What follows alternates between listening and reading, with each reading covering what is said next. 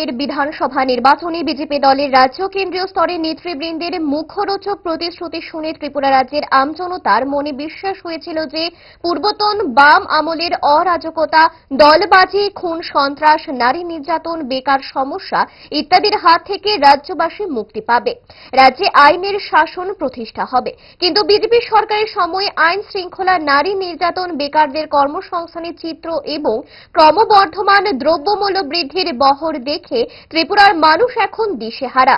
উদ্ভূত সমস্যা সমাধানে শুক্রবার আমরা বাঙালি ত্রিপুরা রাজ্য কমিটি পশ্চিম ত্রিপুরা জেলা শাসকের মাধ্যমে মুখ্যমন্ত্রীর কাছে 7 দফা দাবি সনদ পেশ করেন। দাবিগুলি হল আইনের শাসন প্রতিষ্ঠা করা, বন্যায় ক্ষতিগ্রস্তদের ক্ষতিপূরণ দেওয়া এবং গন্ডাছড়ায় ক্ষতিগ্রস্ত বাঙালিদের ক্ষতিপূরণ প্রদান ইত্যাদি। সম্পর্কিত 7 দফা দাবি নিয়ে আমরা জেলা শাসক মহোদয়ের সহযোগিতায় মুখ্যমন্ত্রীর কাছে আমরা একটা ডেপুটেশন দিচ্ছি।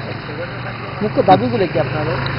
মুখ্য দাবি 7 দফা দাবি আছে, 7 দফা দাবি আছে। এই যে মানে আমাদের যে 2018 বিধানসভা নির্বাচনের পর থেকে নির্বাচনের যে বিজেপি যে সব রাজ্য নেতৃত্ব, কেন্দ্র নেতৃত্ব যে সব মানে মুখরোচক বক্তব্য বলছিল, এর মধ্যে দেখা যাইতেছে কি আমরা এখন যে অবস্থা চলছে রাজ্যে, মানে তারা বলছিল আইনের শাসন প্রতিষ্ঠা করব, এ রাজ্যে খুন, ধর্ষণ এবং বেকারদের কর্মসংস্থান ব্যবস্থা করব, কাজের কাজ কিছুই আমরা দেখতে পাচ্ছি না। বরঞ্চ এখন যে অবস্থা চলছে এই রাজ্যের অবস্থা খুব করুণ অবস্থা। এই কিছুদিন আগে যে ঘটনাগুলি ঘটছে, যেমন এই আপনার এই 12ই আগস্ট গন্ডাছড়াতে শত শত বাঙালি বাড়িঘর পুড়িয়ে দোকানপাট ভাঙচুর করে বহু কোটি কোটি টাকার সম্পদ ধ্বংস করে দিয়েছে, অথচ তাদের কোনো এখন পর্যন্ত মানে তাদের কোনো এই পুনর্বাসনের কোনো ব্যবস্থা করেনি। এই যে অবস্থা দীর্ঘদিন চলছে।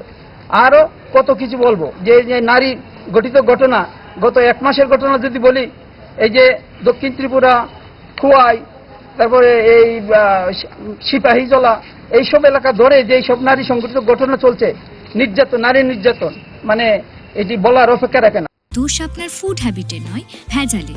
সেই মায়ের আমল থেকেই তারা 5 দশক ধরে গ্যাস, অম্বল ও পেটের সমস্যার একমাত্র সমাধান গ্যাস নল।